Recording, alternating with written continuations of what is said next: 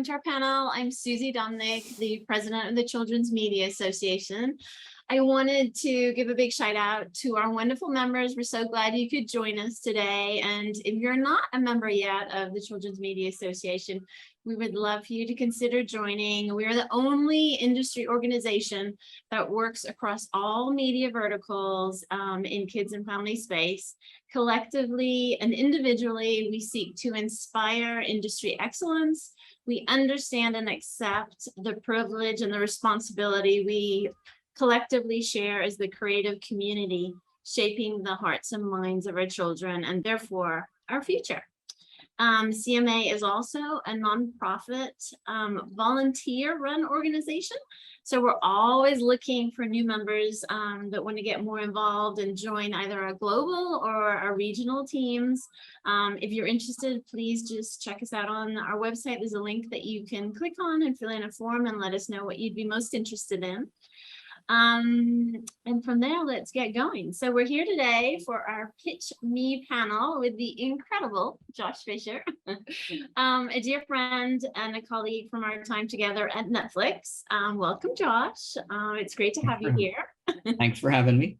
Absolutely. And hopefully everyone was able to see Josh's bio on the holding screen. If not, I can share it later. But in a nutshell, he is an Emmy award-winning writer, producer, and creative executive. Our panel is going to be broken down into 3 sections today. The first section, Josh is going to give you all of his insights on how to build a great pitch and how to have a great meeting when you are pitching.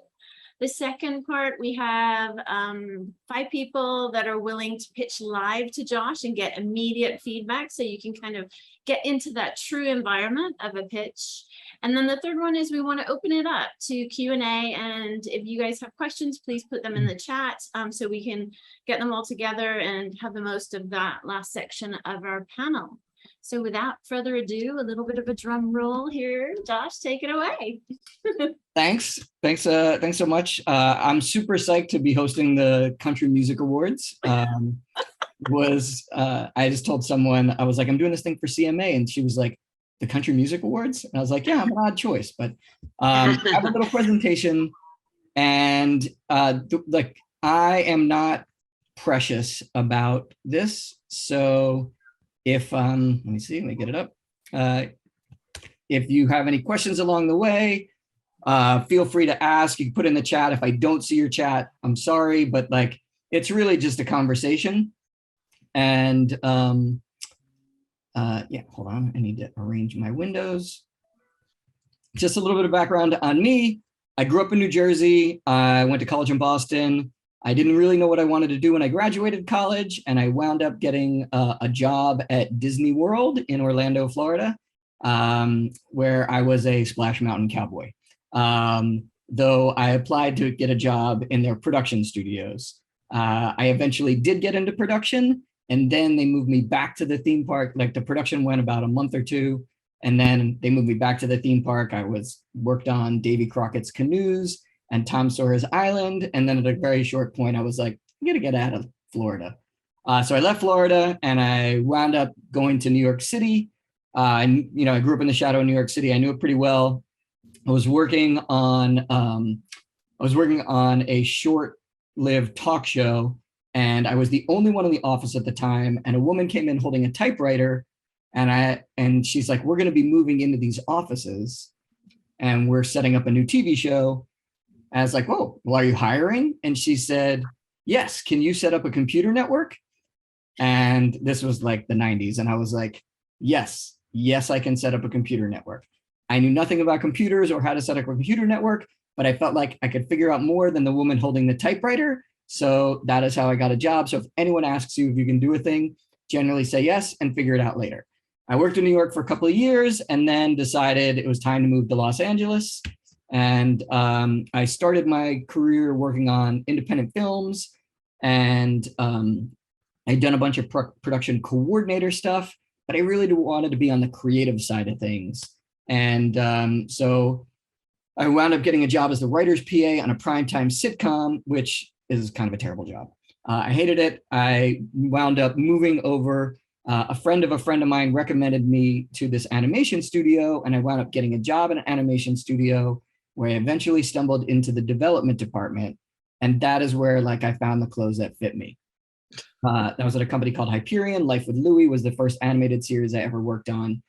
And then I moved over to a company called Mainframe. I worked on Transformers and Beast Wars and Beast Machines and a bunch of other projects. We wound up selling a show to what was then Fox Kids and the Fox Family Channel.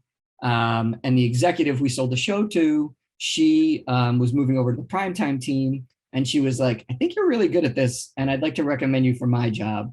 And that's how I became a network executive. Then Disney bought the company like 3 or 4 years later. I wound up getting a job at Moonscoop, which was also Mike Young Productions. From there, I took a little bit of a zig, and if anyone remembers Neopets and Club Penguin, like in the early days of the virtual world boom, a buddy of mine and I created an online virtual world, and we wound up getting featured on the front page of the LA Times business section. And so I ran an online game world called Urbaniacs for about 8 years, while still being the head of development at an animation studio. And that led to me being recruited to this company called Brandissimo, which led to me becoming the head of creative for the National Football League's youth strategy. So this company, Brandissimo, got hired by the NFL to help them figure out a relationship with kids. I did about 175 online and mobile games for the NFL. We built parks. We did in-stadium kids activities. We did 3 different iterations of the NFL's virtual world. We also did an animated series that ran on Nicktoons for a couple of years. And after doing that for 7 or 8 seasons, the idea of an additional season of the NFL didn't seem particularly exciting. And so I wound up getting recruited by a headhunter to join this company called Spinmaster. And so I ran development at Spinmaster for a little over 4 years. You probably have heard of a project that I was involved in called Paw Patrol, which has sort of taken over the world. Yeah. Yeah, it's done all right for itself. And so I had a little bit to do with Paw, but it was kind of in development there. But it was really amazing to be at this company where like you found the lightning in a bottle. After about 4 years at Spin, I got recruited to join DHX, which is now called WildBrain. While I was there, I developed and produced a show called Mega Man. I got to work on Peanuts and Strawberry Shortcake and a bunch of other super fun projects. And one of the things I did is I pitched a show to Netflix that they did not buy. But the executive I pitched to called me and was like, hey, you should come work here. And so that's how I became Netflix executive. And we all know how that goes. And after a couple of years at Netflix, I just happened to be on the wrong side of a cut. It was like after 22 years of working in animation is the only job I've ever been let go from, but I think I'm in good company there. And so I didn't know what to do next. Like I had been head of development at a couple of different studios. I've run creative. I've produced like thousands of episodes of TV. Like Susie said, I was nominated for a bunch of Emmys. I won an Emmy. And I didn't want another job. And a couple of people were like, you got to be an independent producer. And I was like, how's that a job? And so Sander Schwartz, who I don't know if anybody knows him, he's was the head of Warner Brothers. And he was like, make a website and people will start to call you. And so I did make a silly little website, and people did start calling, not from my website though, but like people just knew me in the business. And some people brought me in to like help with a project. Someone else brought me in to do like a whole slate review of their development projects. Somebody else asked if I was interested in producing a show, and little by little, you kind of become an independent producer. I also was really passionate about my own projects, and I got the rights to a couple of books, and I went to Kidscreen with a slate of 6 original projects, and it was the last Kidscreen before the world shut down, and I sold all 6 of them. So that was kind of cool. And then I learned a lot about business and legal affairs when you're an independent producer. And at the end of the day, that is what I do now. And I've got a bunch of different projects.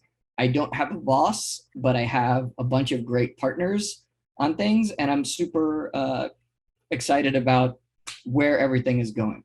But the real reason why I'm here is to talk about, as an executive, so I've been a buyer a couple of times. I've been the head of development at a bunch of different studios. I've literally seen thousands of pitches. I've sold a bunch of pitches.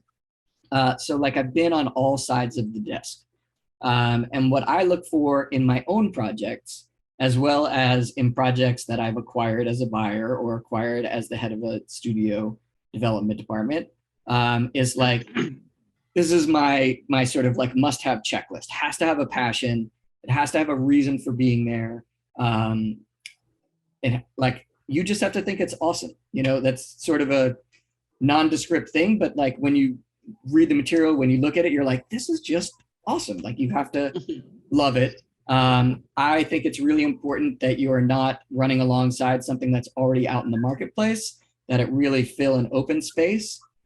And then especially as an independent person who is pitching material, I have to feel like I can sell it. Like, would someone buy it from me, knowing who I am and what I do? And so this is like a little bit of the who, what, where. This is who on developing stuff. So it's really important to figure out who your audience is, right? You have to know that audience. Are you doing pure preschool? Are you doing bridge content? And bridge is different target ages at different networks. Are you going into pure kids 6 to 11, which could be 6 to 9 or 5 to 8 or 5 to 9? Like, every network and every buyer sort of defines that space a little bit differently. You know, and each audience has different requirements, and each audience has different things that they get. Like, you know, younger kids don't understand sarcasm. A lot of broadcasters lean away, like in the preschool space, from wordplay. They feel like kids don't get it. I always think it's funny, and puns are always going to be funny to me.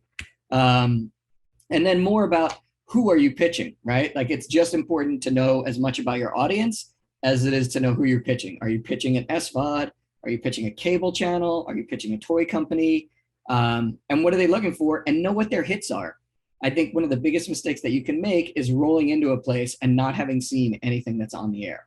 And I've seen pitches die when people come in and they're like, oh, I'm pitching you this thing. It's about these 4 kids who all have superheroes. And you're like, have you seen Action Pack? It's currently on our channel. And so the other part of that is like, who is in the room? You know, what are the executives, what is the track record of the executives that you're pitching? Like, what are the projects that they've greenlit? What are they excited about? And then what's their brand, right? Like, it's a little harder to know. I think, you know, we all know that what Disney is. It's a very safe, very curated, very family-friendly brand, and they've got a lot of, you know, in-house IP, whereas Netflix is a little bit more like throwing spaghetti at the wall, anything that sticks. They don't really have an internal brand. Nickelodeon is a little bit more safe, whereas Cartoon Network is a little more edgy, funny. Like, you got to figure out what the brand is and how does what you're pitching fit into that brand. Sometimes I will adjust pitches and adjust creative material to fit more aligned with a specific broadcaster. And then what are you pitching, right? Like, is it an action? Is it a comedy? Is it an action comedy? Is it a mystery? Is it a drama? What's your target age? Is it, I know this is a little bit different in the climate of today, but it's like, especially when I worked at Spinmaster, it was like, this is a boys action show. This is a girls nurturing show. Like, they had very, very specific targets. And the end goal is always like, you want the most gender neutral, biggest, widest audience possible. But sometimes when you do dial in a specific thing, it actually helps your pitch. Is it educational? If it is, what is your curriculum? And then, is it storyboard driven? Is it writer driven? Are you doing 7, 11, 22s? Episode lengths vary in different countries. Are you doing serialized? Is it episodic? Is it a CGI show, 2D show? Is it a hybrid, stop motion, puppet show? Don't be a puppet show. But you don't have to have the answers to all of this, but it's really important that you have a point of view, because if you don't mention it in your pitch, the odds are the question will come up. And I sometimes leave things out of a pitch just to leave room to answer questions, if that makes sense. Yeah. Now, why? Like, why does your pitch exist? What is the reason that you want to make this? What is the reason that you are super passionate about this?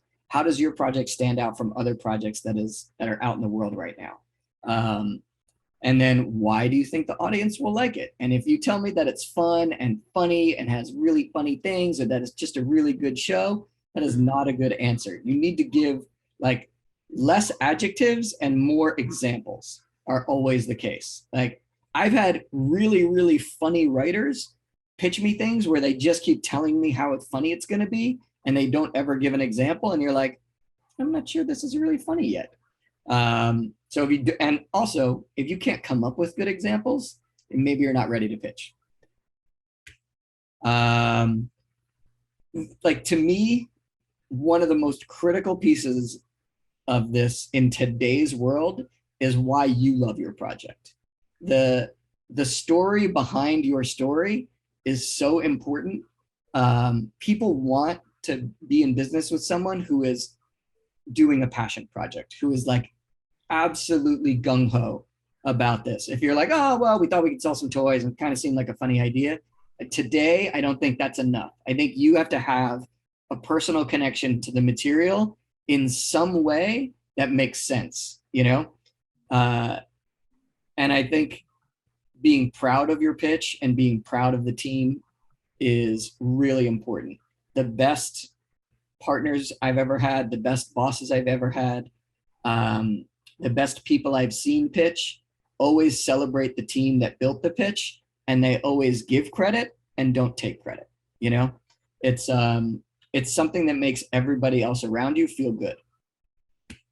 And then this is a little bit more on the business side of things. Like maybe your pitch isn't just an idea. Like people, because I worked at Spinmaster, because I've worked on Transformers and some other CP projects, I get a lot of calls and questions about like consumer products, which is CP, by the way. For those who may not know, like the toy business has very clear play patterns. Like Susie knows this really, really well, right?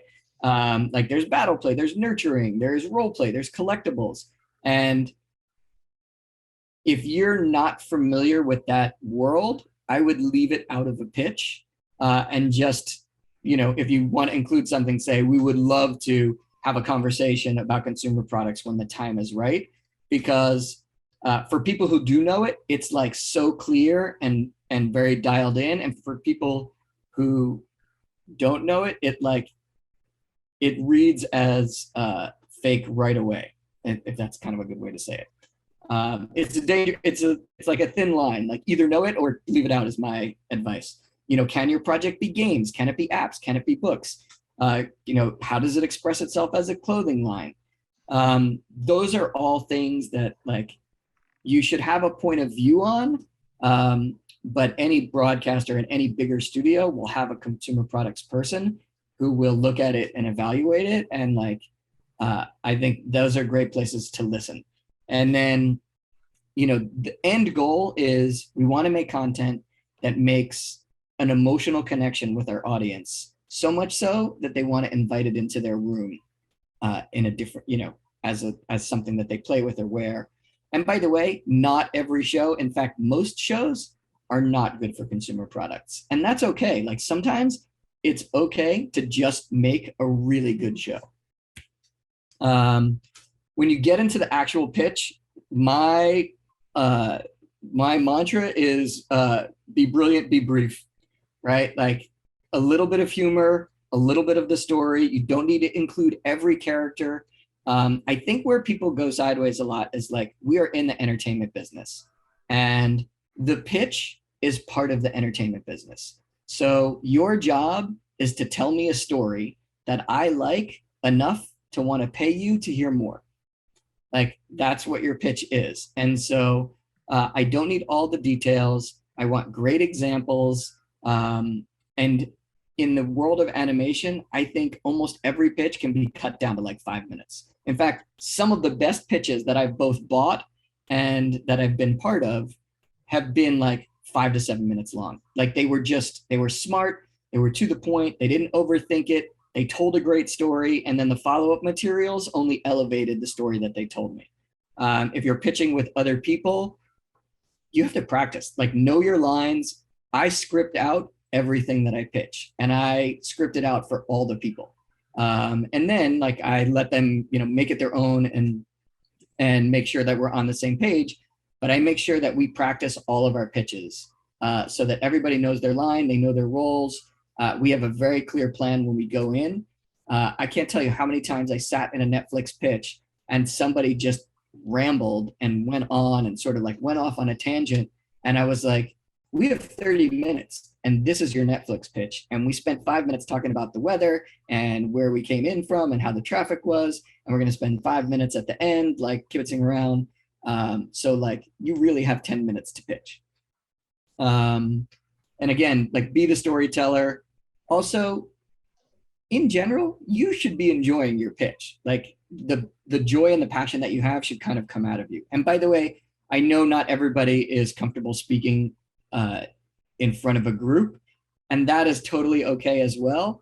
I think you need to be like, you have to do a little bit of self-evaluation and like know what your strengths are. If you're an amazing artist who is not super comfy, or a great writer who like doesn't really love to stand up in front of the room and talk, figure out another way to get your point across with the things that you are good at. Like, what's your superpower? Lean into that. Don't be cheesy, and don't make me talk to the puppet. The number of times I've been in a project where someone is like, hey, here's a puppet, now I'm going to talk. And it's literally just me and this person and a puppet in the room. It's like, don't make it awkward.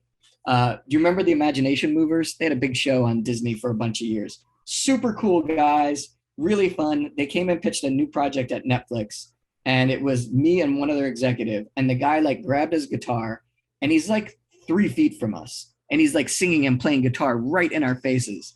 And you're like, how long is this going to go on? Like it was so uncomfortable. And they're super talented too, but it was really uncomfortable. Like, so figure out how to not make people uncomfortable in a pitch. When you're in a pitch, I think it's super important. All your characters have flaws. Stories have beginning, middle, and an end. A lot of people forget that. I have found that I tighten everything up for Zoom. It used to be that like, when you go into the pitch, you're like, here's my first story, here's my second story, here's my third story. And now, like, this is just my own personal thing. You do what you feel comfortable with. I will mention the pilot script in the pitch, but I will not pitch the pilot. I'll just be like, hey, we've got a really great pilot. You should read it. Not going to give you any spoilers. And then we will talk about one additional sample episode. And we have a third episode like in the kitty if we need it. But because Zoom is like, it fatigues people differently, we have really cut down on like how much we pitch. What gives your characters agency is important. Like, why are these characters we want to see tell endless stories? Buyers don't need to know everything in the pitch. This is kind of a repeat, but like basically your pitch is the 30-second commercial for the show you want to make. Especially if you're an artist, let the pictures tell the story. I probably don't have to say this, but you should never read the words that are up on screen. It's okay to have like these are Cliff's notes, and I'm kind of, these are like bullet points. But if I just sat here and read exactly what was on the screen, you can read faster than I can talk, and you could have just sent me the pitch. The other thing is figuring out like how to make Zoom work for yourself. I once had in the early days of Zoom, I like cut out images and put them on popsicle sticks and made like little puppets as I was introducing the characters, just to like, not puppets, they were just like images. I didn't make people talk to the puppet. But basically I was like, how can I break out of just doing another formal deck? And, like as a buyer of content, not only am I interested in the content, but it's like, do I want to be partners with you for the next 2 to 3 years? And everybody has to figure out how to like find that balance and make it their own. And once so again, I used to always say, be memorable, right? So your stick figures are memorable, something. Oh yeah. I mean, so that was a pitch to Nickelodeon, and like I recently had lunch with the executive, and she's like, You were like the first one who did something weird on Zoom that totally made me remember it. She didn't buy the show, but like we had a good experience over it. And by the way, her son jumped into her lap in the middle of the Zoom pitch and was like shoving animal crackers into her mouth. And so, that's just like the Zoom world we live in. I have a COVID puppy who sleeps under my desk a lot. And she will sometimes just get up and bark like a fool in the middle of Zoom meetings. And like, that's a thing that happens. Yeah, be memorable. So in general, like the pitch Bible, I hope you all know this, but it should have art and character descriptions and story examples. I will use mood images because I can't draw. So I will pull stuff off the internet and use like reference art, reference images in certain instances. And in other instances, I literally will just turn in words on a page because that's kind of where I'm at my best. Having a pilot script is nice. If you partner with a studio or you can draw and you can animate, and you can have a sample that showcases all of that stuff and an animated teaser, that is great. This is craft the pitch part, is a little bit of what I will do is like, I will take my PowerPoint or Google Docs or whatever, whatever form you put your presentations in, I will take it into a Google Doc and I will make it a shared document for everybody with the image and the speech next to it so that at any point and any time, anybody knows where we are in the pitch. And if anyone gets lost or forgets their lines or freezes up or whatever, like the script is right there for you. And that's just a thing that I have found helpful. Now I will tease you with the super secret formula on how to be incredibly successful in entertainment. This is top secret. Don't pass it along to anyone. This is not I did not come up with this. This was passed down to me. I've sort of made it my own a little bit, but this is one of the ways that I just operate, which is assume that everyone that you're working with is smart, that they're all educated, that they're all good at their jobs. The people who excel and the people who succeed, they get up a little bit early, they work really hard, and they stay late. And those are the people, as a manager of people, those are the people that get noticed. And the last one that I would add in here is don't be an asshole. That's the key to success, is if people like working with you, they will like to continue to work with you. And that's my little spiel. Good luck. Oh, that was awesome. We did have one question. I will paraphrase, but why no puppets? What's wrong with puppets? I'm not against puppets. I'm not anti-puppet. I just think that if we are two adults sitting in a room conducting business, I shouldn't have to have the conversation With a It's just awkward, right? Tell me about your show. Don't make me part of your show right. as a buyer. I love that. Yeah. All right, we will move into pitches. Okay, Sandra, you are up first. Can you turn on your camera and let us add you to the Zoom? Hi, I'm here. All right. Perfect. So we're giving everyone about 5 minutes each. So do your best, and then Josh will give you feedback, and then we'll go on from there. Okay, perfect. So I will start with my log line for the show. It's a 12-year-old rock climber finds her world shift uncomfortably when her family moves away from the dry canyons of Arizona to tropical humid Miami, and she boldly launches a middle school climbing club to make herself feel more at home in a different place. With regards to the synopsis, this story is centered on 12-year-old Jimena Marquez, who's grown up comfortably in the confines of her own imagination with plenty of canyons to explore in her small town of outside of Tucson, Arizona. She has a little brother named Esteban, who is the family gem, and Jimena has no problem with him being the center of attention. She likes the rocks, and she spends quality time with her cousin Ingrid to go climbing, go with adventures with her, and she feels completely at ease with that. So the conflict is when her world turns upside down, when her parents announce, the summer before 7th grade, that they're moving to Miami. They're going to spend quality time with Cecilia, who's her 87-year-old Cuban grandmother living in Florida by herself. who's beginning to show signs of dementia and is starting to have an unhealthy obsession with parakeets. Jimena has never met Ceci, her grandmother, nor has she ever imagined herself living in a city with so much humidity and mosquitoes. So adjusting to a new place and a new school is going to be hard for her. While her brother, Esteban, is seeming to just fit right in as the new elementary school golden boy, Jimena is gradually getting closer with her elderly grandmother, and she's keeping in touch with her cousin Ingrid through virtual chats while she's still in Arizona. And Jimena is finding herself hanging out more with a very offbeat neighborhood kid named Andrew. And it's because of Andrew that Jimena builds this courage in herself to come out of her shy shell.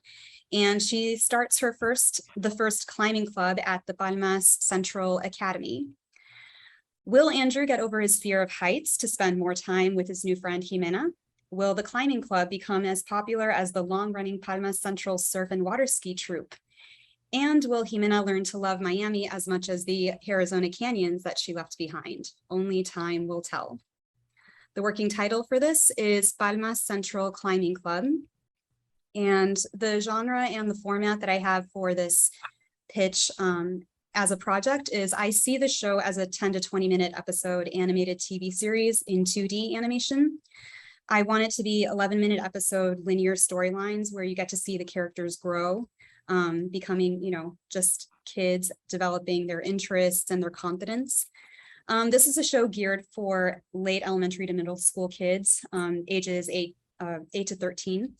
Particularly kids who are South Central and Caribbean American, kids who've dealt with big changes and growing pains of having to move and make new friends and just deal with, so much change that they can't control. For me, it's bringing back the subtle comedy that comes with home life and school-related antics, reflecting on shows that we've seen like Pepper Ann and Doug and Hey Arnold, where those characters, the lead characters, tend to be more introverts, and they tend to live in their own imagination most of the time, and they're not trying to seek extrovertive tendencies. They're just kind of there to help their friends out and slowly become more confident. With the rock climbing, I want to see the show have a bit of action adventure seen in shows like Kim Possible and Rocket Power, but it doesn't have to be completely, action from beginning to end of every episode. It's just something that peaks in every episode. Cool. I also envision the last scene of each episode as Jimena talking virtually to her cousin Ingrid, like in a FaceTime way back in Arizona, as if that will express everything that Jimena is learning along her new life in Miami. It'll start with her expressing why she hates, and then gradually why she enjoys living in Miami. So you see that character development in her. With the Latin American and Caribbean diversity in the show, I wanted to educate kids on the differences between Latin American and Caribbean heritage. So even though they grow up with the same languages like English and Spanish in the household, I want to distinguish how a Mexican American kid from Tucson grows up compared to a Cuban American kid from Miami, based on their favorite foods and hobbies and music and customs. I want the show to encourage kids to embrace change in their lives, in spite of the fact that they are not old enough to control anything. I want the show to encourage the shy wallflower type kid to come out of their shell when, it's necessary. And finally, what I really hope the show will do is inspire kids to be more outdoorsy, not be inside all day on their screens, learn more about rock climbing. And I want it to happen in the way that shows like Rocket Power inspired kids to buy skateboards, and shows like Avatar: The Last Airbender inspired them to enroll in Kung Fu classes. So that's my pitch. Cool. Awesome. All right, Josh. Thanks a ton for sharing. So I love, it's great texture. Are you, Jimena? In a way, yes. I was very much an introvert, and it all comes down to me, you bringing up one thing that I'm passionate about, and I can just talk your ear off. Like, it's kind of right. that mood. I love that. And like, I would lean into that more. Like, here's, for me, and again, this is just one person's opinion. I think that you need, like you mentioned Rocket Power, you mentioned Kim Possible. Those are all great shows with a good bit of age on them. And it's like, I think you need a more compelling reason why this has to be an animated series. You could tell your story as a live action show. There's nothing in it that says like, this is why this is animated. And I think just in the climate of today's buying culture, it has to have a reason to be animated. One of the things that like really stood out for me is, so the grandma has like an obsession with parakeets. Like, does Jimena suddenly, do the parakeets talk to her? Like, you could go in a million different directions to like, the beauty of animation is like, you can amplify life in cartoony ways and your audience just buys it, right? So how can you amplify life in cartoony ways in this story? And for me, like the most powerful thing that you said was Jimena coming out of her shy shell. And like, that's such a great statement. And so I would encourage you to like dig deeper on that. And as like, what did you said, embrace change, right? Coming out of your shy shell and embracing change as somebody who is an introvert is like, that's a big, powerful thing. And so how can you tell stories that are like exaggerated cartoony versions of somebody coming out of their shy shell, right? And that would be my advice to you. Perfect. Thank you so much. Cool. I'd love to add one more note, Sandra, too. I'm a huge fan of Miss Marvel, and I think they found a great way to blend live action and animation with all the different things that they add on screen. So it could be another twist to what Josh is saying. Like, find the animation route if you want it, but if you don't, I think there's also this world of hybrid that we're now seeing as well that could be interesting. Yeah, that's a good point. Thank you for that. Absolutely. Okay, next one. Mark, you're in the hot seat. Thanks, Sandra. Oh boy. Can I actually share my screen or do I need to just talk? Josh, up to you. Yeah, please. Yeah. Okay. All righty, because I have the presentation here. Thank you. All right. So my name is Mark Snelling. I hail from Georgia, and this presentation, first of all, thank you for allowing me to pitch, is about Jailbird. And so here's the presentation. Jailbird is basically about a young bird named Jayhawk who went to juvie, and now he's finally being set free from making a mistake that he made way back in the past. And now he just wants to make a second chance at life, and not only just make good with the people that he's wronged in his past, but also make it out for himself. And so I envision this as an episodic animated comedy show about just the misadventures of a young man a young bird really, who is just trying to make it out in the world and kind of redeem himself from his mistakes that he made, but also be a good role model to his little sister in the avian town of Neston. His three main goals are to reintegrate into bird society, to make up for lost time with his family, particularly his young sister, and to follow the advice of his father, which is to make something of himself, which is something I know that a lot of parents say to their kids. Some of the characters of Jailbird are Jayhawk himself, the main character, he's kind of like Aladdin in that he's rough, he's kind of a diamond in the rough, slightly mischievous, but he has a good heart. But every single time he tries to make a new antic or a new plan to maybe get ahead in life, it just always seems to backfire, which then the community comes around to really help him out. He's got a best friend who's named Beaks, who is very much like Ed and Nettie, sly, fast talking. He's a schemer. He always wants to make that quick buck. He's always trying to kind of have that quick, get rich quick scheme. And yeah, he'd just rather take the shortcut. Then here, the heart of the show is actually kind of Jayhawk's younger sister, who's named Piper. Very much like Cassie from Ant-Man, she's kind of the heart and soul in that he wants her to be proud of him. she wants him to do well, but she will always tell him off if he, goes off and tries to do something that he should not be doing. But she always seems to come to his rescue at the end. And then last but not least is Corvin, who is this stick in the mud. He's just kind of paranoid, always kind of like Crocker from Fairly Odd Parents. He's always trying to catch him from doing something wrong. And his secret dream is he wants to be part of this super macho, just like elite squad of police officers that go out and kick butt and take crime, but he's kind of stuck being on the beat. And so, why am I even telling this story? At the heart of this comedy series, it's really just about persevering through having to come out, out of jail or out of juvie, and trying to stay away from the stereotypes that may come with that. As you may know, like within our nation, trying to get a job after having a felon or after having a target painted on your back is really, really hard.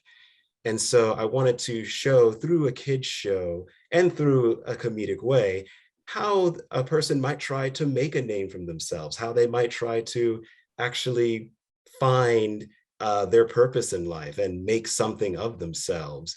And more often than not, we may get it wrong, but at least if we keep trying, which is the perseverance part, that's how we'll be able to make it through. And so I've got a couple of springboards here that I could share. One is the clause of defeat. Oh, I'm sorry, let me back up.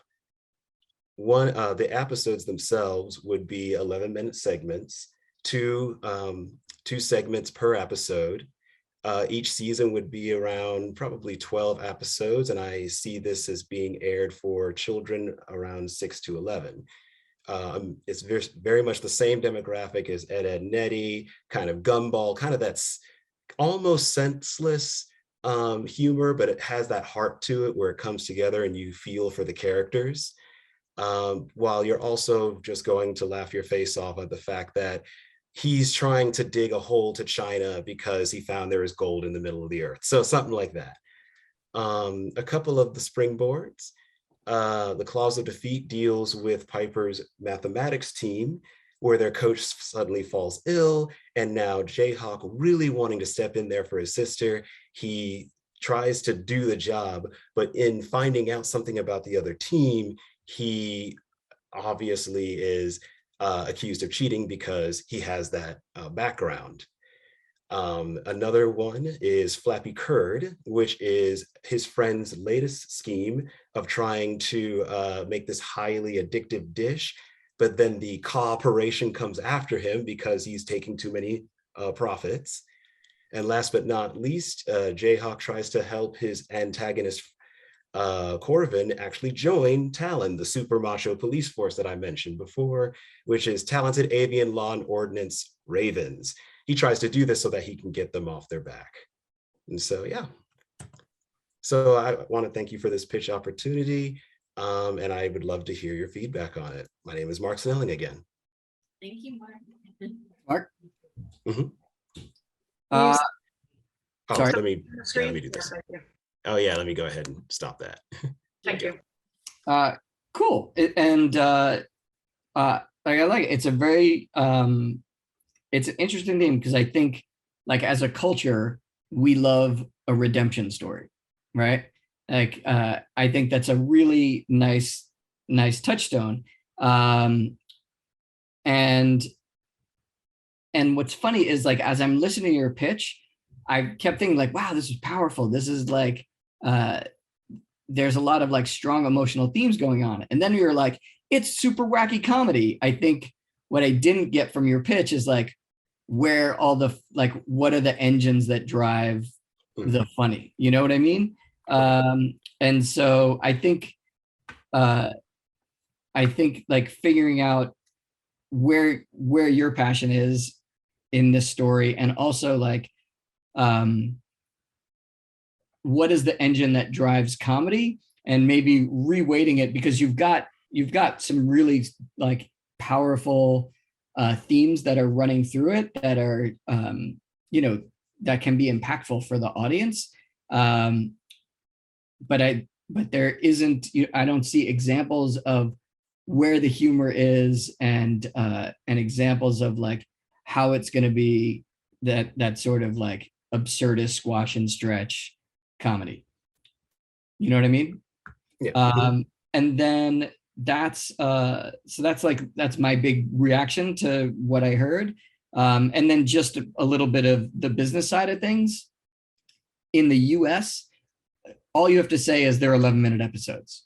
And then, different, because 11-minute episodes means 2 11-minute episodes per TV half hour. So everyone will buy that. And then the second thing is you can make a suggestion of, I would love to do, because you said 12 episodes in a season, but 99 out of 100 times, or 999,000 out of the times, like the buyer is going to tell you how many episodes you get. That makes sense. But what you can say is like, hey, I have a loosely serialized story arc that I feel like can play out over 8, 10, 12 episodes, whatever it is. Anyway, that's like a little bit of, just sounding professional about it. But more importantly is like your redemption story is really strong. And I think the themes are really interesting. And like, how do you also take that and make me crack up? Right. Thank you. Hey, David, you're now in the hot seat. 5 minutes. I am ready. So my story is the Levantates. Have any of you ever grew up in a blended family? Perhaps you know someone who has. Marriage and families can always be so complicated in blended families, especially on the kids. I was inspired to write this story more so from my own life experiences growing up in a military blended family, and as a teacher, having so many kids from low income all the way to affluent income be in blended families. I was also inspired by the Incredibles animation to create this story in this family. In this story, we meet a newly coupled Felix, the husband, along with his 8-year-old daughter, who joins Carmen, the wife, and her 12-year-old twin boys to form a family. Felix and Carmen definitely understand the desire for them to feel like a family, so they decide that bonding is the utmost necessity. The family goes on a blended family retreat in Miami. They return home with superpowers, which add more obstacles on top of the personal differences they already have to live with. Upon returning home with superhero abilities, they have to put bonding on hold as they struggle to save the world.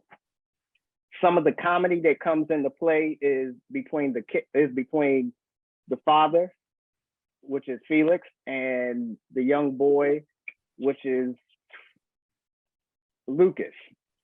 There's a lot of banter back and forth as Lucas doesn't exactly accept him as a stepfather. And so that also makes Glory, who is Felix's daughter, feel a certain way. So there's a lot of banter back and forth. So there's a lot of family comedy as well as physical comedy that takes place within the story. You will see the Levantates save the day, just as well as you will see them make poor choices. Throughout the story, we will see each character learn their powers, work their daily lives, form bonds, experience losses, and more. Not only will you see the Levantates, but you will also see all the other families that were on that same trip who now have powers. And let me just say that not every family is going to choose to do the right thing with their powers. I see this as a half-hour character-driven series with family comedy action, where the story is about how unity and love can conquer anything, but the influence of the world can affect your choices. So now I just want to take a quick peek into the characters themselves. here is the family of the 11 Tates along with their superhero names. We also have their descriptions where Felix grew up in the DR. He was born in the DR, grew up in Chicago, traveled around the world, and he is a day trader by day. He met Carmen in LA, who's Mexican, and she has her 2 young boys who are Mexican and Chinese. Glory, she's Dominican and Colombian. She was born in Miami, but raised in LA. The tone of the show is for kids 6 to 11. It's comedy, it's urban, it's diverse, and it fits a quadrant 4 family story. More than 40% of the US has experience being in a blended family. And even more so, it transcends the color lines as well through many different things that we will go through in our daily lives and many things that we experience as humans. That's why this would be great for animation. Thanks. Did you do the art? It's part of my comic book. So I was going to ask, have you talked to publishing? Is this a comic book that you're working on, or is it out there? Or what it's a comic book I actually sell to schools, and I've been selling it to schools because I said I wanted to target that 6 to 11 age. So right. Yeah. Are you self-publishing it? Yeah, I self-publish everything. Yeah. And then and who's doing the art? Are you just hiring an artist to do it for you? Yeah, I hire an artist. Cool. I mean, I think the art is really strong, and I like, I like where the the diversity and where the characters come from. I think in your pitch, what I didn't get a sense of is like, what are they against? Like, what are their powers? And what is the world like? But I imagine I would get that. There's a lot of companies out there that are looking for publishing, and so I think it would be good for you to pitch this to bigger publishing entities before you pitch it as a series, because all the buyers are looking for something that comes from existing IP right now, and the existing IP carcass is picked pretty thin. And so if you can launch a comic book and get that out there with a publisher, I think you have a much better shot of someone picking it up to develop as an animated series. Okay. Beyond, like, the superhero game is a hard, super crowded game right now. And so the more you can distinguish yourself beyond just diversity of like, here's their powers, here's, here is that open space of like, you've never seen these superpowers before or done in this way or this kind of a team. I think finding out that stuff is really important. And like just figuring out how you stand out in the 500 other like superpowered families are out there, but I feel like you can do it. Nice work on the art. Thanks. Great. Thank you, David. Thank you. Diana, last one, you are up. Great. Hi, All everyone. about the unibrow. I can't wait. Yeah.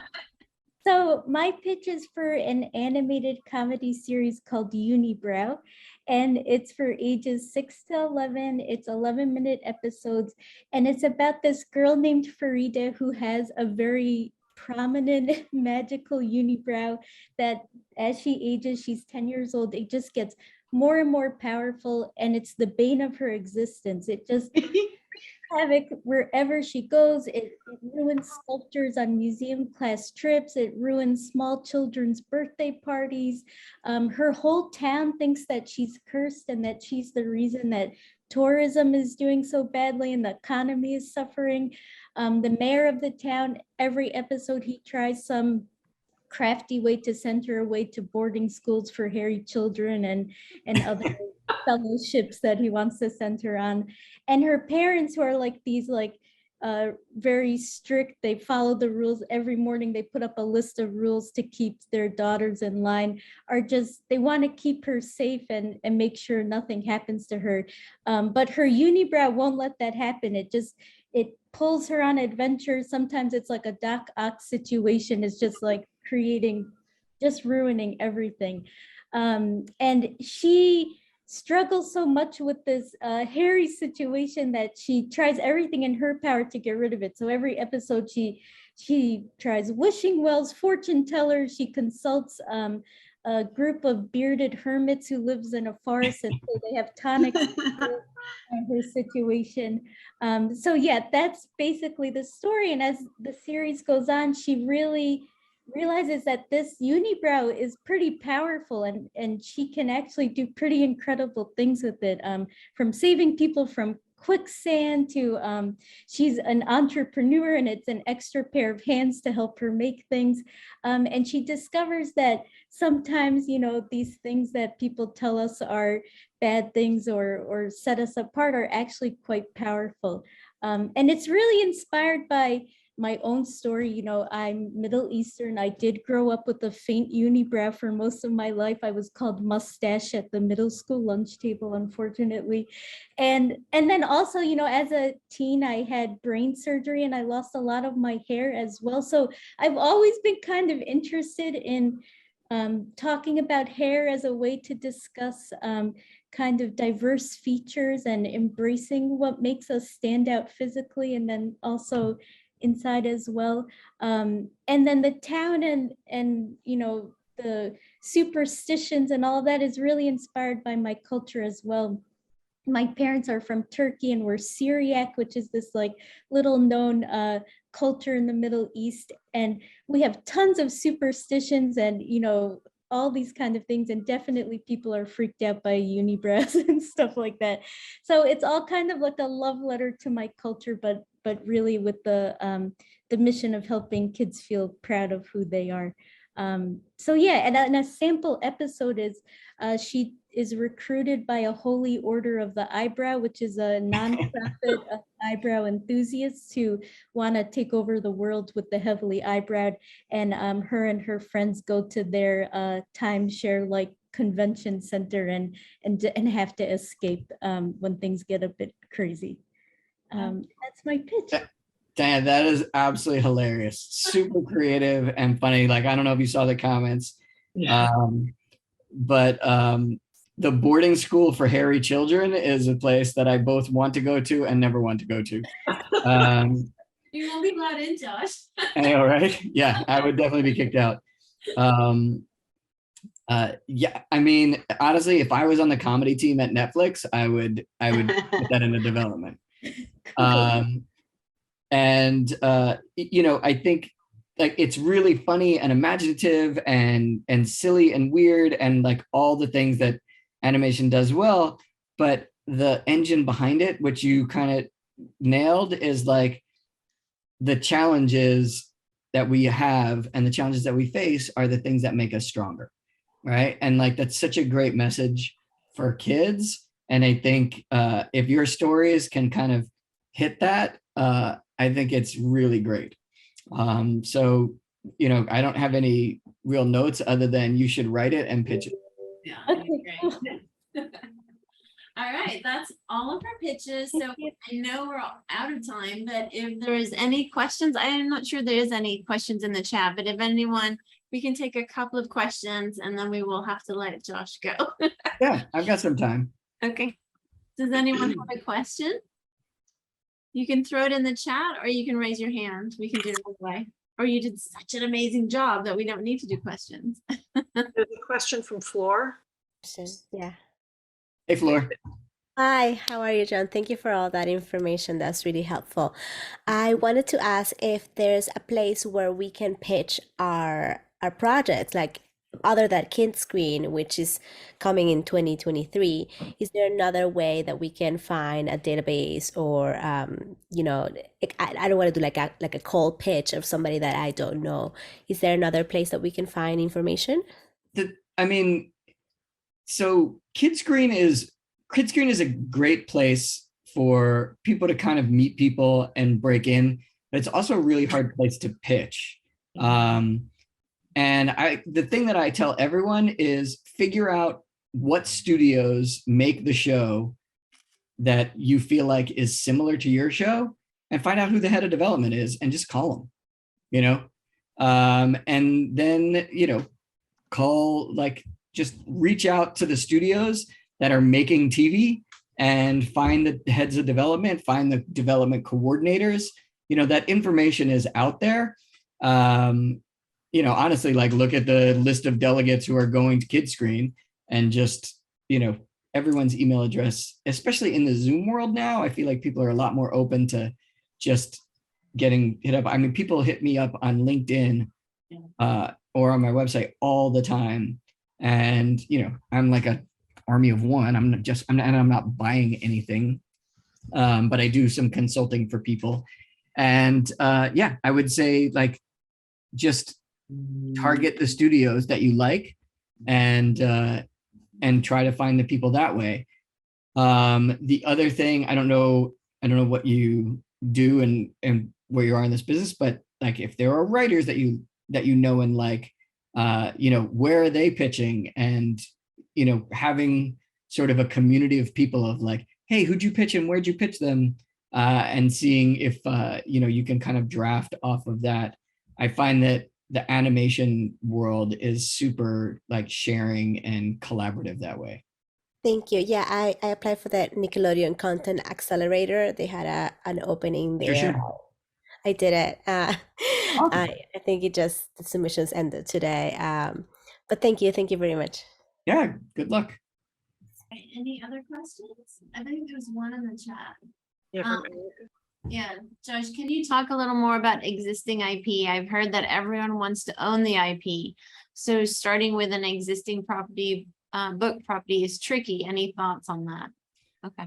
Yeah, so I mean, there's a million books out there that haven't been snatched up, right?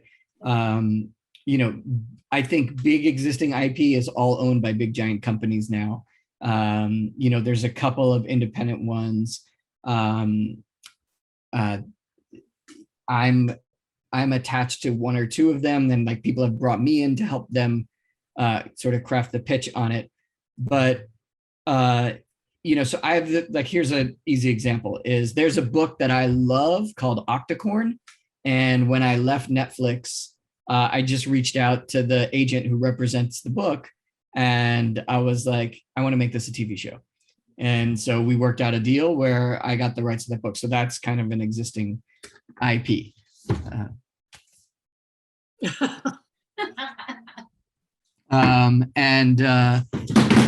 Sorry, now I just knocked everything off my desk. So, you know, we're in this moment in time right now where everybody wants something that comes from somewhere else. I'm hoping that is not the case forever, because I think it's difficult. And, you know, if you look at the big hits in our space, SpongeBob, Dora, Paw Patrol, you know, they're all originals, right? And so that's, you know, that's my sort of case against it all. How do you go about finding out, if it has an IP? I'm not sure. So you mean if there was a book that was published a long time ago, you just find out who published it, and then there are, you know, various agents that represent all the books. Like you contact the publisher. If Scholastic was the publisher, you can find out from Scholastic who owns the rights to the book, right? Usually, like the publishers don't always own the rights to the book. They're often taken up by agents. So if you have an agent, you can say, hey, are there any books out there? And also authors retain rights too. So you can reach out to the author of the book and find out who either their agent is or who their publisher is. Both of those. Last question, Chris, you raised your hand. We will take your question. Yeah, first, just want to congratulate everyone who pitched. It was all very impressive. My question for Josh, how do we close the deal? So, I've done my spiel, I've answered questions. How do I wrap it up? What are the next steps? You mean, how do you end the pitch, or how do you get them to buy it? More the latter. Yeah, when I discover the secret to getting someone to buy it, I will happily share it with everybody. Having been a buyer a bunch of times, there isn't like a secret formula, right? I think, there's the balance of, how every pitch meeting basically ends, unless you sell it in the room, which is like extraordinarily rare.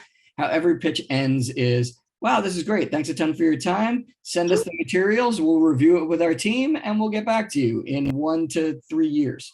No, in like usually like a month or 2 months or whatever it is. And, like at Netflix, we probably saw, I don't know, 1,000 pitches. And for every 100 pitches we saw, it was like, there were maybe 5 that were really good. And of those 5, 1 would get greenlit. And so, it's really hard, but every day is a little bit of a lottery ticket. Like, I continue to be optimistic and cautiously optimistic about it. And, to close the deal is you have to stand out above everybody else. And there isn't this secret ingredient to getting something sold. It's just like, you have to have the right show at the right time with the right team. I think one of the things that I've done as an independent producer is I targeted people who I liked to work with in the past, studios who have already produced successful content, and partners who brought something to the table that I thought was valuable, whether it was their animation ability, or their ability to distribute, or their ability to co-finance, or their ability to bring tax credits to a production. Like I targeted partners all the time that I felt like filled out the block. So I'm sorry I don't have like the magic ingredient of like, send them 6 gifts and rub the lamp and then they will buy your show. But So bribery and blackmail don't work. No. They really don't, unfortunately. I mean, I've got some really cool gifts at Netflix on shows that I passed on. And, the other thing is, depending on what your level of experience is, surrounding yourself with other successful people, I think helps elevate stuff. Me on my own, like I've got a pretty good track record. I've got some really decent experience. I work really hard. I stay late. But, just me on my own, that's probably not enough. And so I partner with writers who, are story editors on successful shows. I partner with animation studios that are Emmy winners and, producing content for multiple broadcasters. I look at like putting a really, really cohesive puzzle pieces together in order to like make it the best as possible. And by the way, with those people, I make sure that everybody loves the creative the way that I do. We really appreciate you sharing your stories with the whole group. Thank you, everyone. Have a good night.